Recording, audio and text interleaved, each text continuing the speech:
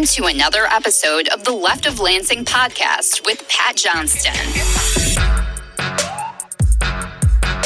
A progressive insight into Michigan's political and cultural world.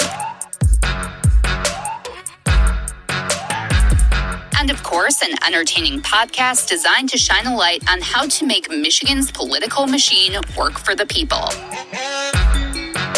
Now, from the Left of Lansing headquarters, located in his attic, here's the award-winning Pat Johnston.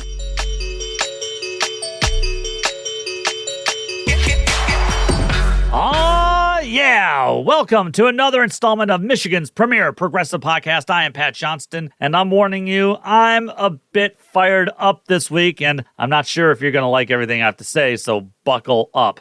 Coming up in the last call, I have to talk about Democratic National Committee Vice Chair David Hogg's announcement this week to support primary challengers against certain Democratic congressional incumbents who are, as he says, asleep at the wheel. You should see how Democrats are hounding Hogg on social media for doing exactly what a majority of the Democratic base is saying at once. New leaders!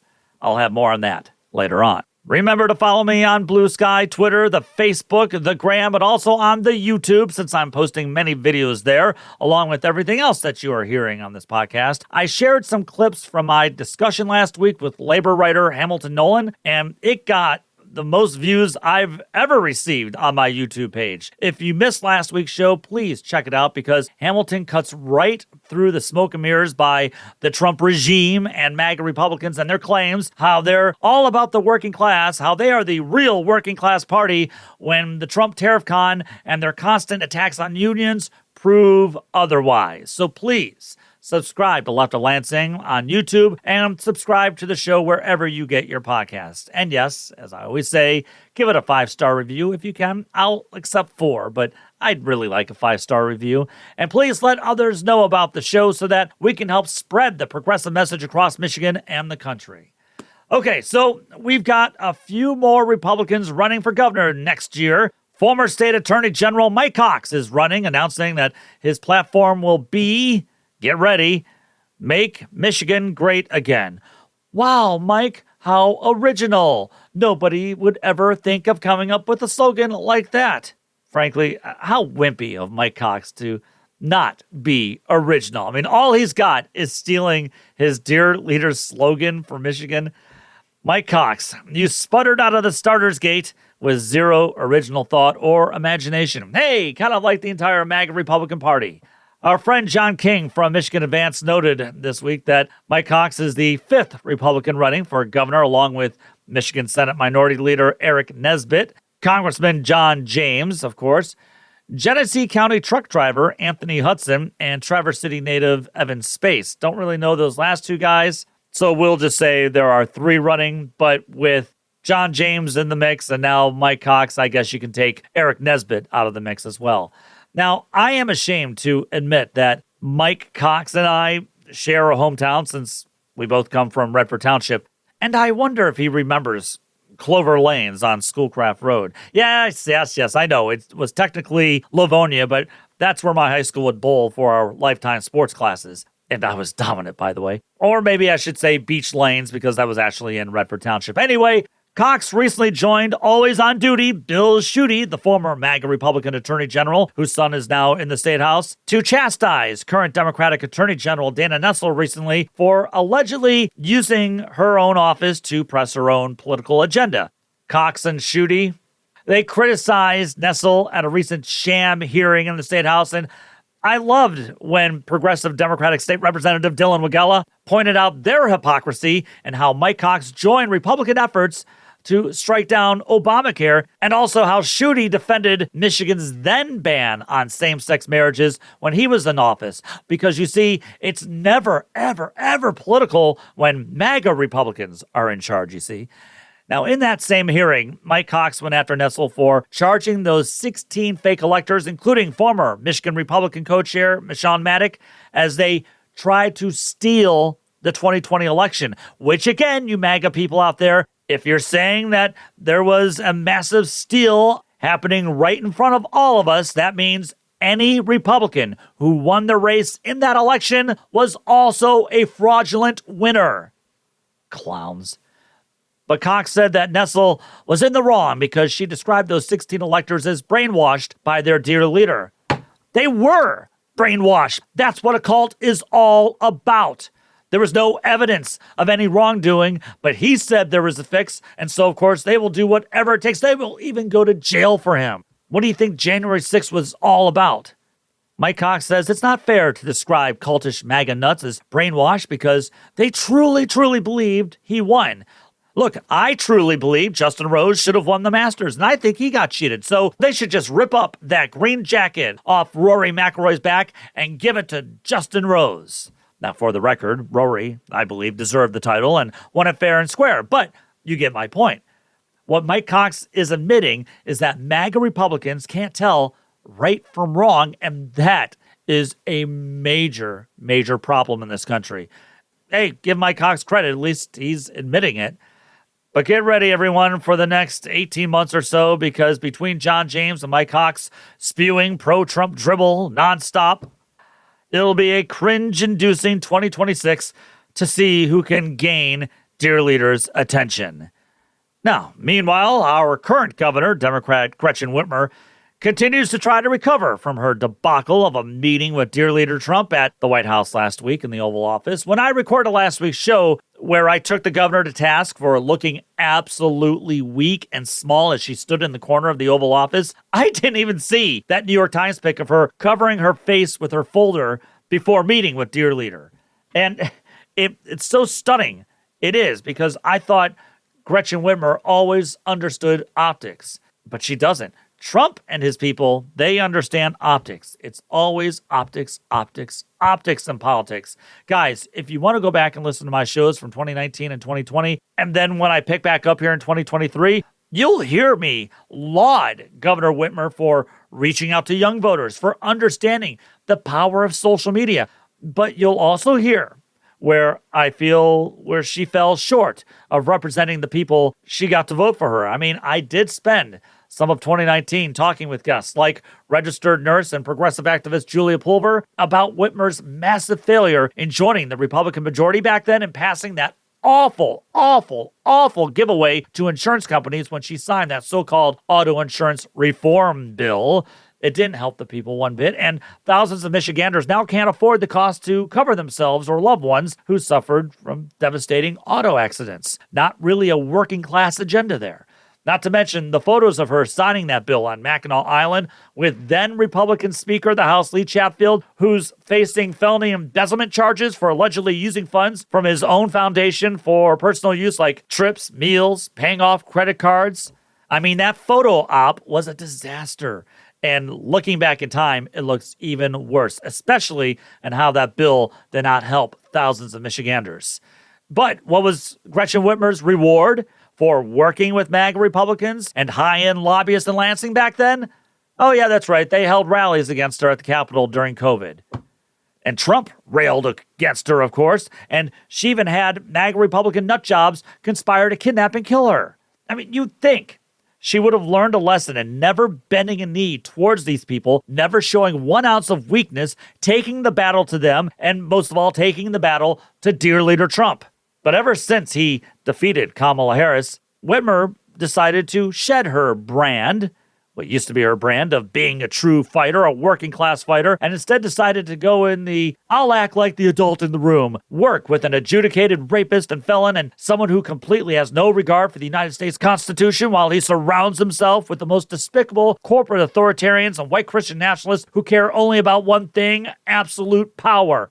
Hey, we've gone this route of trying to elect people who act like the adults in the room, the technocrats. We've tried this route, and it has failed us time and time again as Trump, Musk, and tech bros and MAGA Republicans go on the warpath now to destroy Social Security, public education, essential government agencies, and, of course, the rule of law.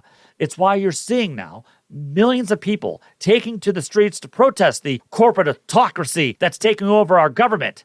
And they're doing this without much help from the Democratic Party across the country, and especially here in Michigan. And yet, Governor Whitmer is nowhere to be seen at these rallies. Oh, She was seen at the White House begging Dear Leader for funding to block Asian carp from entering the Great Lakes and for additional funding for the Selfridge Air Base in Harrison. And she was also there ostensibly to try to talk him out of his tariff con. Now, maybe I'm a little short-sighted and I've been accused of worse, but is it worth it? I know. I watched the wise sages in Lansing media from Tim Skubik's Off the Record last week lecture all of us of how wonderful and grown up it was of Whitmer to take one for the team and work on getting funding for these projects. Well, it hasn't happened yet, but I will say this. I get it. Showering Dear Leader with platitudes and praises might get something because we do know how he responds to that sort of stuff, but I'm sorry. I don't trust this clown, and I know that's not real breaking news. He hasn't lifted the tariffs, and how are we supposed to fight for an Air Force base here, Asian carp there, while the country is being torn apart?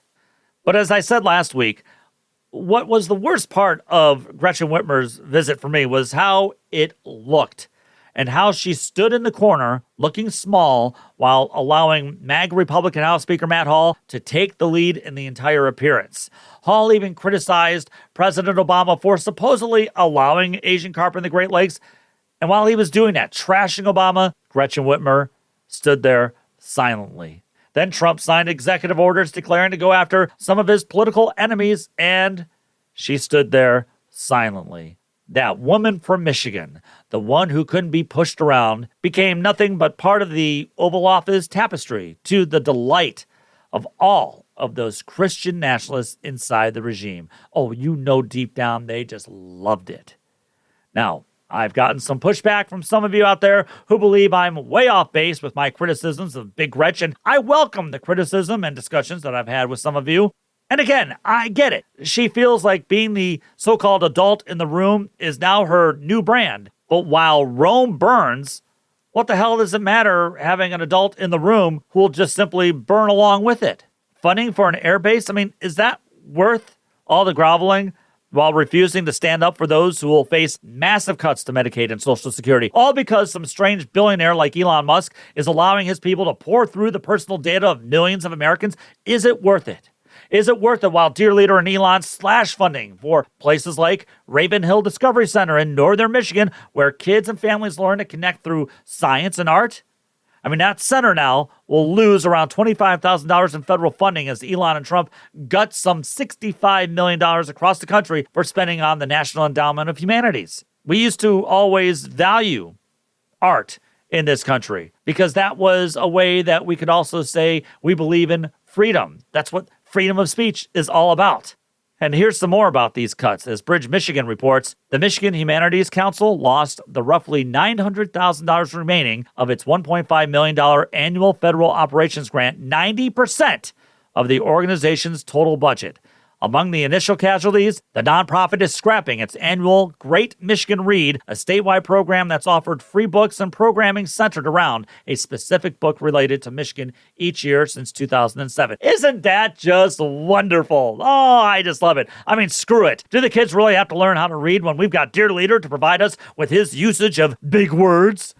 Last week, I mentioned how Trump and Elon are busy gutting millions of dollars from a USDA program that gives schools and food banks money to purchase fresh produce from local, small farmers across the state of Michigan. Remember, though, they're going to tell you, while they do stuff like that, they're really about the kids. They're really about the working class, and they're really about the farmers. And we haven't even touched how Trump's tariff con is costing Americans, especially Main Street Americans. Oh, and thanks to Dear Leader's demonization of our friends up north, some 900,000 less Canadians crossed the border compared to March of last year. I mean, isn't that wonderful? The Independent reports Canadians spent as much as $20 billion in the United States last year, which supported around 140,000 jobs, according to the U.S. Travel Association. Hey, but that's all gone. That's just fantastic, isn't it? That's great news for Michigan. How is that going to help Michigan, Governor Whitmer? How is that kind of move? How is the constant attacking of Canada by Dear Leader going to help our economy? Instead, you just stood there silently. Dear Leader's fast-tracking, by the way, the Line 5 tunnel project, declaring it a federal emergency. Strange, it's not a federal emergency, but of course he did, because nothing says moving into the future of energy like keeping a 72-year-old pipeline alive so it can pump and transport Canadian oil under the Straits of Mackinac, and most of it then will go back to Canada. And the governor had nothing to say about it. Nothing at all. She's just remaining silent, like a houseplant. Even worse, the governor stood silent in that Oval Office corner last week, not even saying a word for the many international students who are facing deportations while they attend Michigan universities and colleges. 7 students, and maybe even more, from my alma mater of Central Michigan University are being targeted to leave. Over 20 University of Michigan students are being told to leave, and international students from other colleges and universities are being targeted even though they had student visas. They are now being revoked. The Trump regime's white Christian nationalists are going after these international students for 2 reasons. 1, to harass, to bully, and to scare undocumented people, and also to wage war against our universities. And that's the part I don't get. Governor Whitmer has made gaining a post-high school degree of the utmost importance here in Michigan if the state is going to progress into the new technologies of the future, progress into the new economy of the future. And yet, at the same time, Dear Leader is attacking her very plan. They're bullying and scaring international students who not only help with science and research that will benefit the state and the country, but these students also add over $1 billion of economic activity, according to Global Detroit. And let's not forget, it was also former Republican Governor Rick Snyder who made it his mission to bring more foreign students to Michigan colleges and universities and to hopefully convince them to stay here and to work here, to grow families here. But that's gone, as Dear Leader and his regime attacked these students and forced them to leave if they had a minor offense, like speeding, or, even worse, if they dared participate in a protest. And it appears things are just going to get worse here, everyone, as we're seeing Trump and the federal government rounding people up and sending them to prison camps in El Salvador, even refusing to follow Supreme Court orders to bring Kilmar Abrego Garcia back home to Maryland after detaining and shipping him to a jail in El Salvador, despite there being no evidence that he was ever part of the MS-13 gang, as Trump and his underlings lie. And that's the thing. If a president can ignore court orders now without any kind of punishment, then we're talking about a scary, scary time for not only undocumented people in Michigan and the rest of the country, but we're in scary times for our democracy. I was talking with some coworkers earlier this week, and they were lamenting how one person proved how fragile our democracy really is. And that's true. And that's why I say it was beyond stupid and cowardly of the University of Michigan to end its DEI policies, because that only showed weakness and emboldened the Trump regime to push further and further and further. And this is why capitulating to MAGA on immigration was always a gross and disastrous mistake for the Democratic Party. Democrats and their consultants thought it was wise to debate this issue on the Republican turf, and that we would argue on their terms when it came to immigration. But it was never in good faith. Sure, everyone wants a secure border. Everyone wants to deport foreign criminals. But the underlying issue for these white Christian nationalists has always been about getting rid of all immigrants, whom they consider to be anti-American. I mean, that's what the whole "they're eating cats and dogs" lie was all about. These mother effers want to deport undocumented people, and especially those in our universities, so that they can, as Illinois Democratic Governor J.B. Pritzker said, remake these institutions in their own light. And that's part of this two-pronged strategy of going after international students here by these white Christian nationalists. And it's why you're also seeing the Trump regime use the IRS to go after Harvard after Harvard announced that it would no longer abide by the regime's anti-American and anti-DEI policies.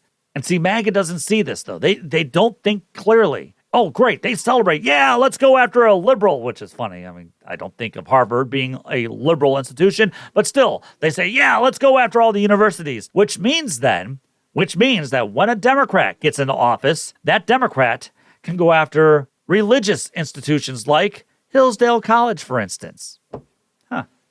And wait. You mean to tell me that the same Republicans who fought and debated many of us 20 years ago over the right of the executive branch to illegally detain and torture so-called suspected terrorists are now the same people celebrating and laughing with Trump for making people here legally suddenly disappear?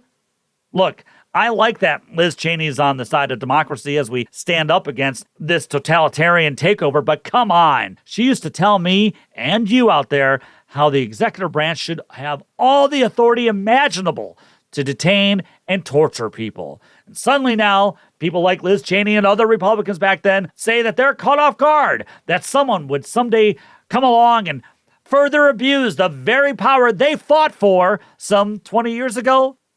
Meanwhile, Democrats didn't even put up really a big-time fight against all of that torture. There were no arrests. There were no indictments for those who engaged in such a thing. President Obama just said, we have to move forward. Well, everybody, moving forward, as Democrats normally do, is part of the reason why we are here. This is what happens when you remain silent, when our state and national leaders fail to rise to the challenge and seem to care more about their own future political careers rather than caring about the people. Because you know what happens? The people are the ones who suffer. We're in dangerous times, everyone, and I'm not sure we can just sit back, drink coffee, and say, everything is fine, while the house is burning down all around us. I know I'm not the first one to say this, but cowardice breeds cowardice. Coming up to talk a little more about the regime's attacks on Michigan's international student population and what it'll mean for these institutions and the towns they reside in is Julie Powers, Executive Director of Immigration Law and Justice Michigan. Stay tuned for that. Hey, everyone, am I right or am I misguided or both? Let me know, okay? You're listening to LOL. This isn't a conservative podcast. We actually believe in freedom here, and we don't lose sleep over solar panels either. It's Left of Lansing with Pat Johnston. Don't forget, we're on YouTube now. Subscribe to us on YouTube or wherever else you get your podcasts. Tell Pat what you think of the show by contacting him at leftoflansing@gmail.com. Now, let's get back to the show with Pat Johnston. Okay, as I already said before the break, the Trump regime is attacking colleges and universities in Michigan and across the nation in a number of ways, including the targeting now of foreign students. And as I stated in my lead-up, the moves by Trump's people so far have affected students from the University of Michigan, Michigan State, Grand Valley State, Wayne State, I believe Oakland University, SVSU, Western Michigan, and of course, Central Michigan, as I talked about. And the reasonings for these cancellations of student visas vary, including for minor crimes such as DUI or having an argument with a roommate. And of course, some seem to be connected to pro-Palestinian protests on campuses recently. And like I said, this is another in a line of attacks against both the undocumented community, but also higher education. So joining me to talk more about what's happening about this and some other items is Julie Powers, Executive Director of Immigration Law and Justice in Michigan. Thank you so very much, Executive Director Powers, for being on Left of Lansing this week. I appreciate it. Thank you so much. Call me Julie.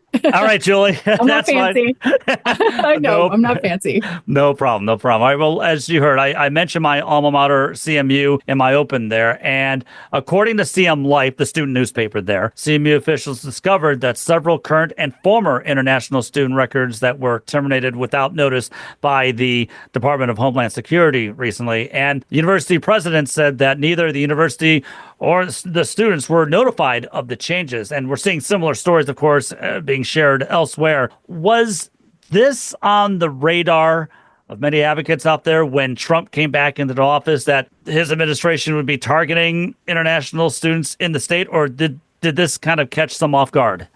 Well, I think that it caught a lot of people off guard. However, as we have all realized, even some of the folks who maybe in the run up to the election were supportive of the now president didn't believe a lot of the rhetoric that happened during the campaign. Felt like it was a lot of saber rattling, a lot of, firing at the base, and stump speeches are where hyperbole is born practically. So there were a lot of things that were said, especially, but at no point, as far as I could tell, or any of us could tell, were international students mentioned, because I think that this is happening nationally. This isn't just Michigan. Right. There are 38,000 international students at Michigan colleges and universities, not just at our land grant state schools, but we're also talking colleges and universities that are private or faith-based. So this is actually affecting others. I actually graduated from Alma College just a few miles down the road from your alma mater, and this is affecting them as well. Now, the numbers are going to be smaller and they're not as much of a radar. I mean, there's like 1,200 students, 1,400 students on campus. So, it's just a matter of thing. But this wasn't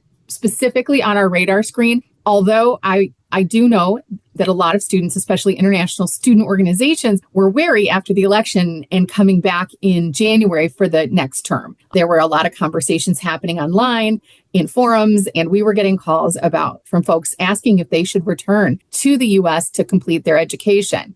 And since at that time, all of their statuses were fine, as you said, there was no notice. So now we're dealing with the fallout, which is a lot of students are terrified. And some of the students who've had their status revoked, have their visas revoked, have no reason. There's no reason given. There's nothing in the system that says what happened. The universities didn't hear anything about it, nor did the students. So we're still a little bit up in the air as to what's happening.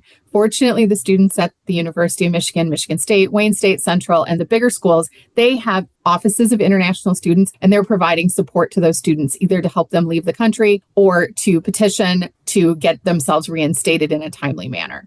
But think about it. This is a revenue stream for our universities and colleges. 38,000 students who are paying full freight to attend our colleges and universities. They are a huge part of the ecosystem of the communities in which these schools are located. And a lot of these students are grad students, and they're driving really important research in a variety of areas. So what's going to happen to research that gets truncated because half of your research team can't come back to the country?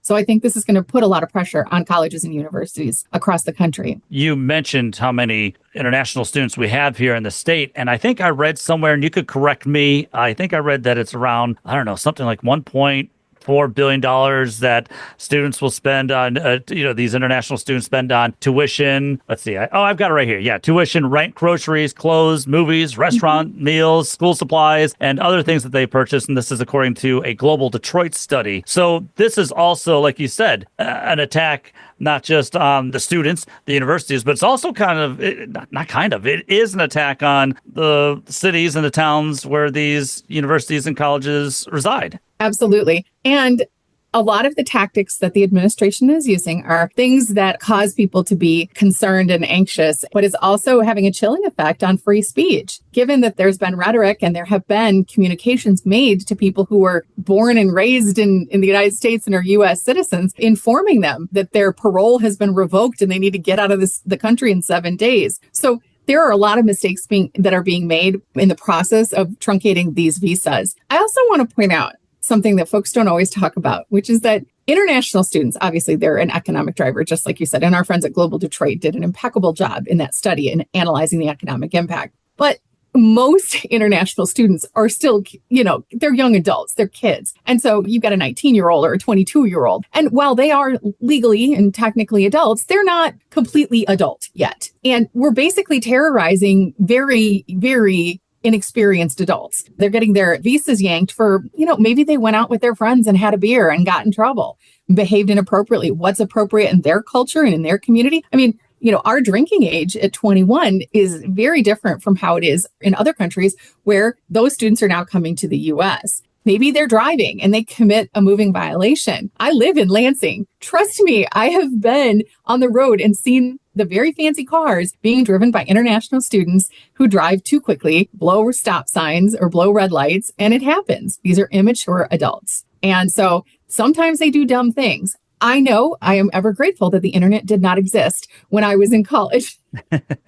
So I think that they're looking for ways to get rid of a handful of people in order to quell things like rallies, protests, op-eds, action to support international students, having an opinion on Israel versus Palestine, having an opinion on how immigrants, refugees, asylum seekers, and unaccompanied refugee minor children are treated. Having opinions and not being a U.S. citizen can get your visa revoked now. It is very, very concerning, and it is having a chilling effect on the international communities. So, of course, obviously we know how this administration's policies are against undocumented workers and undocumented people in the country. But on this front, are they using international students do you see it as their overall goal, as another way to attack higher education and I think it was the Illinois governor yesterday or the other day, Pritzker, he was saying, so that way they hope that they can make these universities in their images. And so they're using these students as a way to do that? Yep. Honestly, I mean, Hillsdale University, their Heritage Foundation, they're behind Project 2025. This is homegrown white nationalism. And so that's where it stems from. Now, I'm not a lawyer. I have a bunch of lawyers who work for me and legal professionals. But what I can tell you is I've been around the nonprofit sector and I've been in the state for a really long time. And they want to try and shape higher education is turning out scientists and big thinkers and political analysts. Look at what they just did. They've been doing to Columbia. It is a nonstop attack on Columbia University because Columbia University was refusing to bend. And now Harvard got into it. But, Harvard said, bet. I mean, right. And the thing is that a lot of these colleges and universities do have the resources to stand up against the administration and chipping away at their independence and their ability to self-govern. But the administration wants to bring it all underneath this very totalitarian regime. And I'm using strong words like totalitarian. They're trying to bring it under one umbrella that is tightly controlled by the administration and the loyalists who put the president in office. This has been a plan for a long time, and a lot of people didn't believe that it was going to happen. I, unfortunately, have had the privilege of reading Project 2025 cover to cover twice, and it's written there. This is all part of the plan. Right. So I would just say to our international students, I'm sorry. Right. I wish there were more I could do. I've testified, I've called, I have done everything in my own little tiny power that I have to try and protect the students who put their trust in our country and in our country's exceptional education system. And, it feels like a betrayal of our international status in the world. Like CMU, I think they put out a statement saying, that they are there for these students. But I guess what you just said goes to my final question. Is there anything universities can do to stop these moves, I guess, other than maybe lawsuits or something like that? Right now, the only real way it seems is to bend the opinion is filing lawsuits. I certainly would leave that. All of these universities have their own legal counsel, and there's a state association for higher education. And I would imagine these conversations are happening. I'm sure they're having conversations with the ACLU and others. But I will say this, litigation is one way, but the other piece of the equation is that all folks who are affected by this, whether you're an alumni, one of these, a college or university with an international student program, or if you were one or you have a connection, you got to let your elected officials know. Make your 5 calls every day to save democracy is what I tell my friends. And that's what I'm doing personally is make those calls. Talk to all of your elected officials at the state and federal level. We got to keep the pressure on. Julie Powers, Executive Director of Immigration Law and Justice, Michigan. Thanks so much for taking time out of your busy schedule to be on with us this week. I appreciate it. Thank you so much. I really appreciate the opportunity. Have a great day.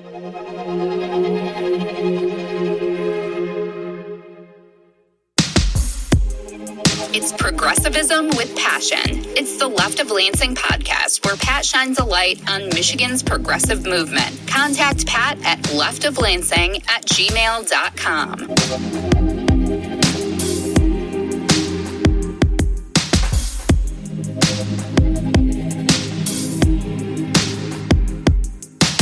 A special thanks to Julie Powers from Immigration Law and Justice Michigan. To learn more about what they do, visit iljmi.org. And as I was recording, we had breaking news that the Democratic Party field for Debbie Stabenow's Senate seat just got a little bit bigger. Strong progressive and former Wayne County Health Director Abdul Al-Sayed is now entering the primary race against progressive State Senator Mallory McMorrow. And I have to tell you, I love it. I've made no endorsement in this race, and I don't think I will, because I welcome this primary campaign. I like both Mallory and Abdul, and I think they can each express a strong, common sense, working class, progressive viewpoint and campaign. I'm wondering, though, will they split progressives in the state? I mean, we'll have to see, because we're waiting for so-called centrists like Congresswoman Haley Stevens to join the race at some point. And I will keep begging the question that I've asked so many people, including someone on social media this week after they described themselves to me as a moderate Democrat. Here's my question. What is a moderate, or what is a centrist? And as usual, whenever I ask that question, I never receive a response from anyone. I mean, former Arizona Senator Kyrsten Sinema was celebrated as a moderate. Oh man, did the Washington, D.C. political media circuit just love Kyrsten Sinema because she was a serious moderate person as she mocked working people across the country by giving a theatric thumbs down on raising the federal minimum wage. How's a radical stance like that considered moderation by some? And that gets me to this week's Left of Lansing Last Call. Democratic National Committee Vice Chair David Hogg is causing some blue MAGA types' heads out there to explode because he said something controversial. Well, wait, what did the 25-year-old say that was so controversial that would make so many Democrats upset? Did he call for the erasure of Harriet Tubman from government records? Did he engage in insider trading that many members in Congress seem to throw in all of our faces? Wait. Did he declare that married women must update all of their records in order to vote? No? Okay. Oh, wait. Did he declare that peeps were the bomb? Which they're not. Peeps are evil and they are disgusting. But no, he did not declare that peeps were the bomb. He didn't do any of those things. So what was David Hogg's so-called controversial statement? Oh, he and his Leaders We Deserve Political Action Committee are, for lack of a better word, committed to fund primary candidates against those Democrats in office who've either been there way too long or who've been asleep at the wheel. And come on, that's what we've all been talking about here for the past few months ever since the election. All I've been hearing is how the Democratic base wants new leadership. They are tired of what Democrats have brought us over these last few years. They are tired that we were never able to get rid of Trump. They are tired of the consultants. They are tired of the feckless leadership of the Democratic Party. I mean, they are asking, where are the Democratic leaders to provide hope and a path forward out of this mess? A mess that we're in, thanks in part to Democrats and their rich and out-of-touch party consultants. They helped get us into this mess. Now, David Hogg said he wants to spend $20 million in safe blue Democratic primaries against sitting House members by supporting younger opponents. That's great. It gets people involved in their politics. It gets people involved in their state and local politics. It means that Democrats actually believe in something called, wait, what's that word again? Oh yeah, democracy. We've already seen 2 Democratic House members die in office this year. That just speaks to me that we need some youth and we need new leaders because with Democrats sitting at 29% support in the country, 29% support in the country, that's not a real admirable spot to be in. And that's just not all MAGA voters who are saying that. A lot of that negativity comes from independent voters and Democratic base voters who see Democrats being weak, ineffectual, always playing defense and losing elections while asking us for more and more money. Donations for what? To keep losing? So Democratic leaders can write strongly worded memos as Trump and Musk run rampant over our Constitution as they increase the power of the corporate authoritarian class? So what, Democrats can continue to make boring speeches and platitudes of standing up for the working class that continues to get decimated by the corporate elitists that are running both parties? Pointing a finger, Democrats, at Trump and saying, don't do that. As white Christian nationalists inside the regime, defund education, make people disappear who don't agree with them, and ignore the courts, that's not helping. That is why Democrats are polling at 29%. It's there for a reason, people. These seats are not to be anointed. They're not just given to people where people can just say, all right, I don't have to worry about a primary. I don't have to worry about ever being held accountable, especially if I'm in a safe blue district. That's not what this is about. That's not democracy. That's why I celebrate McMorrow and El-Sayed in the Democratic primary race. That's what a primary is supposed to be about. A battle over ideas, a battle over strategy, a battle over a vision. You are trying to give people a choice. More the merrier, I say. I mean, we've watched the weakness of Democrats time and again, and it seems like their only strategy is, well, things will get so bad, maybe then voters will just say, oh, let's just get Democrats back in the power. To do what? And the Overton window has been dragged so far to the right, the Democratic leaders saying, we'll be the adults in the room and try to stabilize things. Really? Stabilizing things. Things are so far to the right wing right now, that's not a real message. Stabilize it where? just a little bit not as right. You wonder why AOC and Bernie are getting these huge crowds wherever they go across the country, because they're not only attacking Trump and Elon, but because they've identified a problem, the corporate oligarchy. And the people understand that's a root cause of why we are where we are today. These positions are not anointed to anyone. If your representative has done a fantastic job, they'll most likely win any primary, and just on name recognition alone. But the old way ain't working. And another thing, we see in the polls how younger voters are skewing more and more right-wing in a big and dangerous way. Democrats need to infuse some young, new, vibrant leaders inside the Democratic Party, so Democrats are no longer viewed as the geriatric party that helped lead us down this very path. So I applaud David Hogg for doing the right thing. We're not just fighting against Trump's corporate authoritarianism, we're fighting against MAGA authoritarianism. It's not going away with Trump, everyone. It is here to stay. So it would be nice if Democrats would wake up to that reality and start getting people in there who will truly represent the working class and represent it without fear of MAGA Republicans. You're listening to the Left of Lansing podcast. The music you're hearing is by Wander Beats. To hear the latest project, check out Space Leopard on your favorite streaming site. Now back to our favorite progressive voice in Michigan. It's Pat Johnston.